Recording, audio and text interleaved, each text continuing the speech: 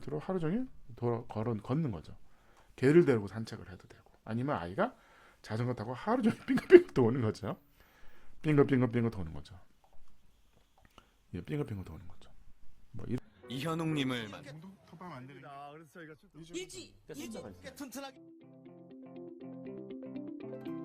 반갑습니다. 국민건축가 이현우입니다. 오늘도 재미있는 전세계 단독주택 소개하는 시간입니다. 브라질. 오랜만에 브라질 가네요. 브라질. 오, 골프장 아닙니까? 이거 골프장? 벙커? 골프장 같은데요. 골프장 옆에 리조트입니다. 리조트인데 우리가 이걸 집으로 짓자는 건 아니고, 우리가 어쨌든 이런 형태를 오늘 공부하고 싶은 거죠. 형태. 미음자 집입니다. 미음자. 여러분들이 좋아하시는 중정이 있는 뭐 미음자 집 이런 건데, 상당히 이 지형을 잘 이용하는 설계를 참 잘했어요. 경사지잖아요. 이렇게 경사가 졌잖아요. 경사가 졌는데 요런 것들 어떻게 보면 골프장에서 이 건물이 최대한 건물처럼 안 보이게 하려는 의도인 것 같아요. 그래서 여기도 이제 객실이 있습니다. 객실이 있는데 이렇게 흙을 이렇게 덮어서 여기서 봤을 때는 잔디밭이야? 뭐 이런 거죠. 요 지붕만 날렵하게 보일 겁니다. 여기도 마찬가지죠. 그래서 여기도 차가 이렇게 올라갑니다. 올라가고 밑으로도 와요. 그래서 여기가 1층이냐, 여기가 1층이냐, 뭐 이런 개념이죠. 사실은 여기는 지하입니다. 지하지만 여기서 봤을 때는 지하지만 여기서 봤을 때는 1층이잖아요. 이런 경사지를 잘 이용한 설계예요. 그래서 제가 계속 얘기하는데, 우리가 토목공사, 우리는 이제 어떻게 보면 이제 집을 지른다 그러면 토목공사가 너무 과한 겁니다. 그냥 지형을 그대로 살려서 하는 설계가 좋은 설계입니다. 그래서 보시면 위에는 수영장이 있는 거죠. 그래서 요게 다 객실이에요. 요게 다 객실입니다. 다 이제 여기로 들어가. 요거 다 이제 실이 있어요. 그래서 집 모양, 요 미음자 집 모양, 그 부분은 이제 요 집입니다. 요 집. 그래서 이거를 우리가 규모가 더 큽니다. 아주 큰 럭셔리 주택이라고 생각하시면 되는데, 우리가 이거를 뭐 이 집을 와 럭셔리네 이게 아니라, 어떻게 보면 지붕이 있잖아요. 가지붕이 하나 있고 거대한 지붕이 하나 있고 기둥을 박은 거예요. 기둥을 박으니까 여기 이제 띠창들이 이제 다 되는 거예요. 사면이 다 띠창이 되는 거죠. 어떻게 보면 내가 뭐 일본 스타일의 집이 될 수도 있는데, 어쨌든 최대한 프라이빗한 집을 짓고 싶은데, 길에서는 우리 집이 안 보이면 하고, 그 대신 이제 여기 햇볕은 들어오고 바람도 들어오고 이런 기능들을 가능한 거죠.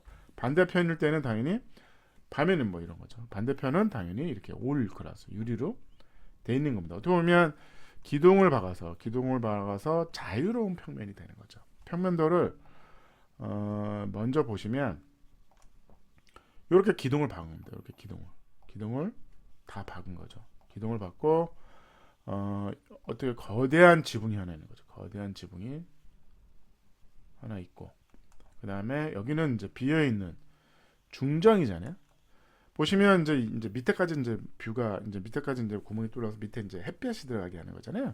근데 우리는 이제 그런 거 생각하지 않고, 우선은 우리 예를 들어서 중정이라는 거 보면 요걸 하나의 작은 건 아니고 하나의 단독으로 보자고요. 단독으로 보면 여기로 진입을 하는 거죠. 여기로 진입을 하고, 내면이 처마가 있는 집은 아주 좋은 건축물입니다. 처마가 있어야 되는 이유는 제가 계속 설명을 드리는데, 햇볕도 맞고 비도 맞고 그다음에 외벽도 보호하고 오염에 의해서. 왜냐하면 아무래도 지붕 자재가 오염에 강하거든요. 그래서 이런 것들이 이제 처마가 있는 집, 이런 건 되게 좋은 겁니다. 그래서 이렇게 가운데로 이렇게 들어오면 여기가 주방이죠. 여기 들어가면 이제 보조 주방입니다. 주방이고, 여기가 다이닝, 여기가 리빙입니다. LDK인 거죠. K죠. 그 다음에 이 집은 뭐 리빙이 많아요. 왜냐하면 아무래도 그 객실이 있으니까. 요 집은 어떻게 보면 공용 공간만 있는 겁니다. 근데 우리가 집으로 생각하자는 거죠.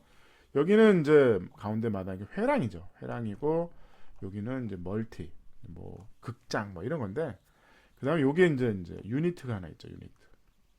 방이 하나 있습니다. 그다음에 여기는 아무래도 공용 공간이니까 공용 화장실이 있는 겁니다. 그래서 우리가 봤을 때는 그러면 여기가 이제 방하고 LDK 하면 되지 않을까? 이런 구조가 가능하겠죠.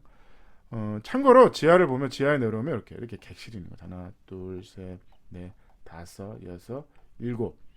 근데 이 부분이 이제 아까 위에서 좀 뻥 뚫려 있잖아요. 여기 이제 햇볕이 들어가잖아요.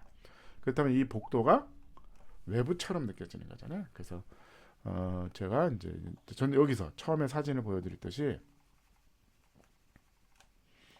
여기가 아까 그 공간들인 거죠. 근데 요 가운데가 뚫어서 빛이 들어가니까 요 지하의 그 공간 중간에도 중정에서 빛이 들어오니까 거기가 지하처럼 느껴지지 않는 겁니다. 그래서 그런 그런 재밌는 공간이지 우리가 요 집을 그대로 짓자는 건 아니고 우리가 어쨌든 배울 건 배우고 그거를 참고하시면 되겠습니다. 그래서 이렇게 사진을 보면 요게 이제 지붕인 거죠. 그래서 복도가 있고 여기가 이제 뭐 우리는 여기가 이제 그냥 마당이나 보시면 되죠.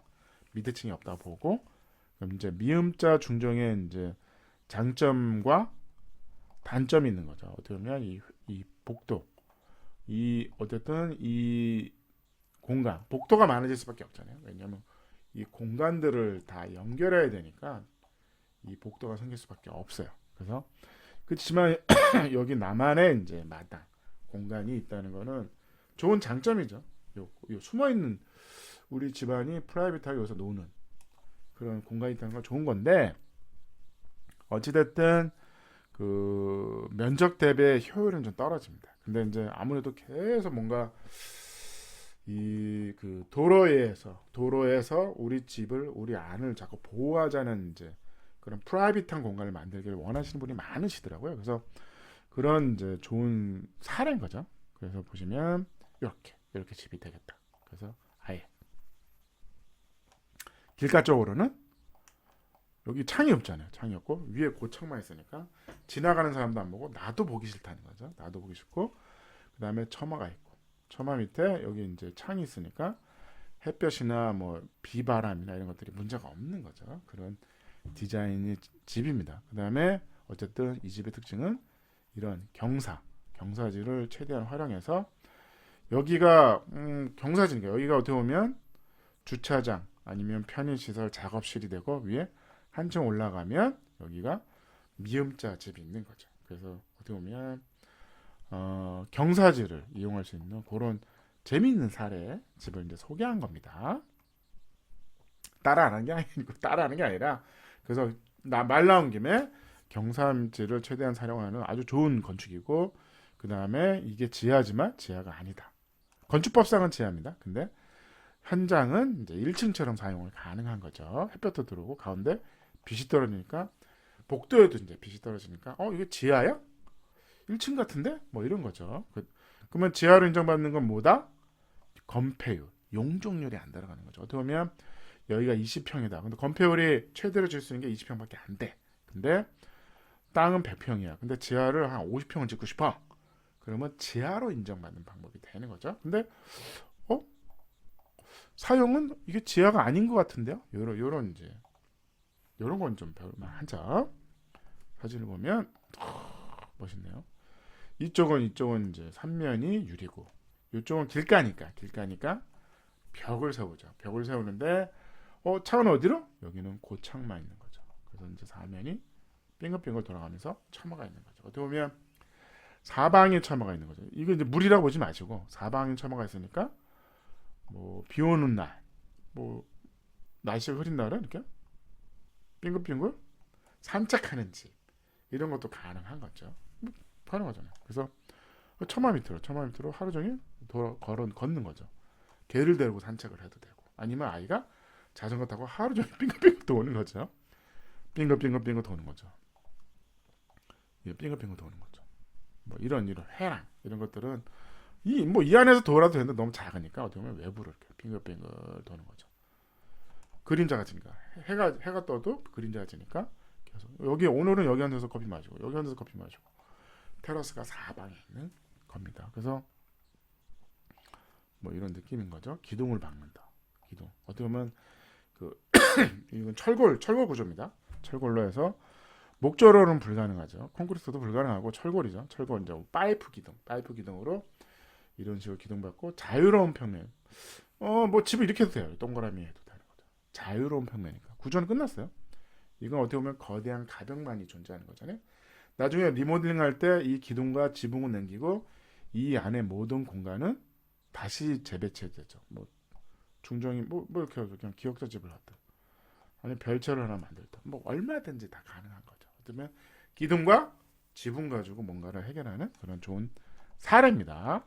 브라질 리조트 집이었어요. 디자인 1.6. 편리성은 이 집 상태로 편리성은 집의 크기에 비해서는 효율이 좀 떨어지죠. 예, 좋은 높은 점수를 줄 수는 없습니다. 가성비가 당연히 이제 떨어지죠. 뭐 어쨌든 창도 많고 에너지 홀도 떨어지고 아이디어는 떨어졌습니다. 그렇다고 뭐 여기서 배울 게 없다는 게 아니라 내면의 처마와 내면의 회랑과 가운데 중정의 장점. 물론 단점도 있지만 내가 어떻게 활용하냐에 따라서 나한테는 장점이 될 수도 있잖아요. 소장이 무조건 반대하는 거 아닙니까? 근데 그 부분이 나는 아주 소중해. 그렇다면 그게 필요할 수도 있는 겁니다. 감사합니다.